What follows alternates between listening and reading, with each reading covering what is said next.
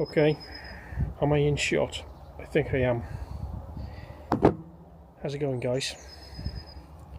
I've got to have a little bit of a talk about something that's really getting on my tits. So, I watched a YouTube video a couple of days ago, The Bearded Mechanic. I'm sure you've watched his channel. I don't watch many motorbike related YouTube channels because most of them annoy me. I like his channel. I think the information's generally pretty good. It's entertaining. Clearly people love it. Look at the subscriber numbers. So I'm not knocking him in any way, shape or form because I think the guy's a legend, but it's one of those videos that just made me think, fucking hell, I really need to talk about this in more depth. So the thumbnail and title probably gives it away, and I'll get to the point. Carburettor cleaning.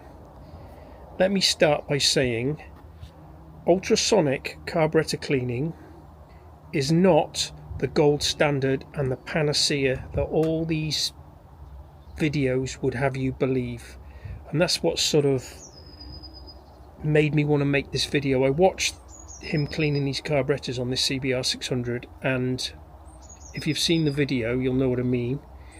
I'm not sure, but I think maybe he didn't remove the idle mixture screws for whatever reason, which is a massive no-no.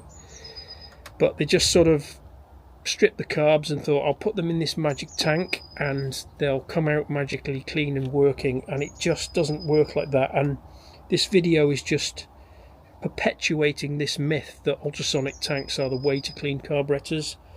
And let me just qualify what I'm saying by saying that in the last, I've got a list on my phone and I'll maybe flash it on the screen, but in the last, I've always done a lot of carburetor work, but in the last 18 months or 2 years I've been keeping detailed notes of all the carb jobs I've had in the workshop, because it can get a little bit out of control when you've got 10 or 15 carburetors in a queue to be done. Anyway, I think I've probably done 100 and knocking on the door of 200 sets of carburetors in the last 18 months. And the 25 years prior to that I've been working on bikes, I've done a lot of carburettor work, so I am sort of an authority on the subject. Get to the point, Jim. So you can take or leave what I say, it's entirely up to you, but let me just have a little bit of a rant about this. So, and I've touched on this in previous episodes, I know, in previous videos, I know I have. Excuse me. When you put a set of carburettors in the ultrasonic tank to clean them, you always get, you imagine all the little drillings in the body of the carburettor, all the little passageways. If you submerge a set of carburettors in an ultrasonic tank, the ultrasonic fluid will find its way up into the passageways and it will almost always airlock inside, and it's really difficult to even rotating the carburettors in the tank, it's really difficult to get the ultrasonic fluid into all the little passageways. Not impossible, but it's difficult. And if the ultrasonic fluid isn't in the passageway, then it's not cleaning internally in the carburettor body. If one of those passageways has got a blockage in it, the ultrasonic fluid won't get, trust me, it won't get to the blockage and work on the blockage and unblock the passageway. It won't. I've got carburettors in the workshop now that have been ultrasonically cleaned by other people, and I'm the last chance saloon for the carbs. The scenario normally is, so somebody has an issue with their bike, they're normally a home gamer, they're doing it themselves, which is awesome, which is what this channel's all about. It's about giving you the confidence to work on your own bike and,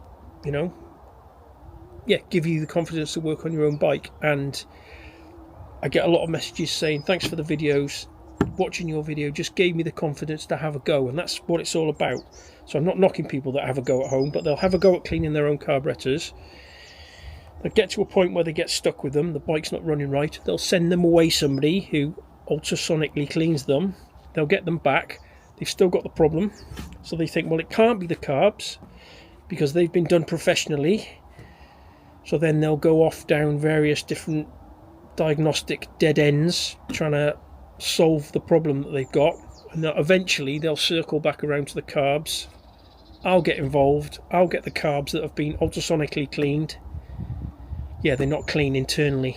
They've been in an ultrasonic tank, and because everybody thinks, oh, the magic fucking tank, I can put my carbs in and they'll come out perfectly clean and working.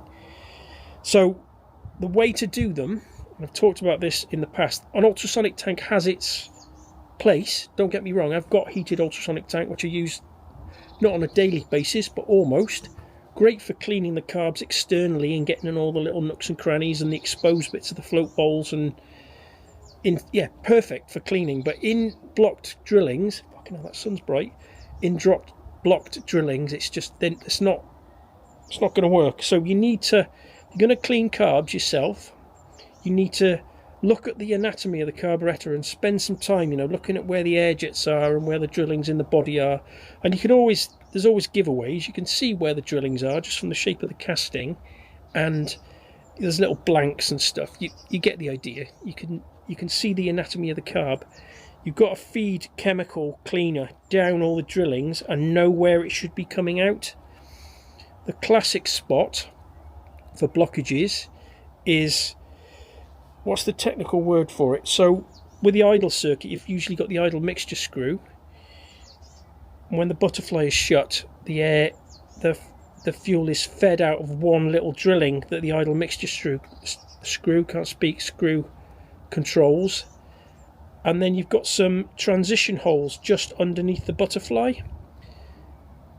All these carbs that I get that have been ultrasonically cleaned, that are suffering usually with a lean, so very often they'll idle perfectly, but the transition onto the needle jet, so as you start to get on the throttle, they get really lean and they won't rev, and they're all woolly. Almost without exception, the blockage is in. There's usually, if you look, there's a little tiny, I'll flash some pictures on the screen if I'll take a picture of some carbs I've got in the workshop. So there's a hole for the mixture screw where the fuel comes out, and then back from that, usually where the butterfly touches the carburettor body, there's 4 little or 3 little extra holes that go into that same passageway from the air jet and the idle jet on the idle circuit. And those 3 or 4 little holes, as the butterfly starts to open, fuel is then drawn from those 3 little holes, and it just fills in the fueling between the idle circuit and when it starts to get onto the needle jet. That's almost always where they're blocked. And fucking hell, waffle. When I was watching this CBR 600 have its carbs cleaned, I don't know whether you noticed at the end, and God, the guy's name escapes me now. He knew it wasn't right, because he was saying you need to carry on servicing it, you need to put plugs in it and balance the carbs and stuff. I can guarantee you those carbs need pulling back off again, because the idle circuit is blocked. So that's my waffle. I just wanted to... There's so much misinformation out there.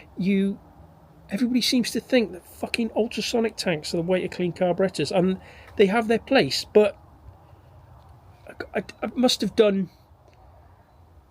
I don't know, out of the nearly 200 sets of carbs I've done in the last 18 months, probably 5% of them, maybe slightly more than that, I could probably work it out if I looked at all the notes I've written, have already been ultrasonically cleaned, and they were still dirty, because the way the ultrasonic fluid works, it can't get up into the passageways of the body of the carb.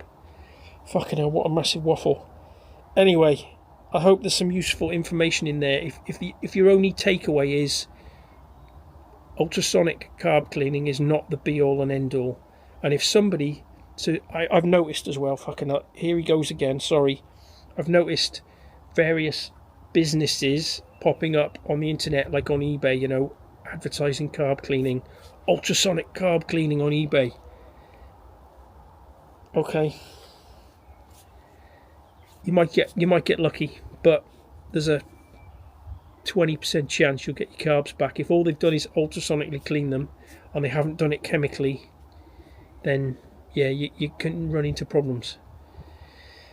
Okay, that's the end of this waffle.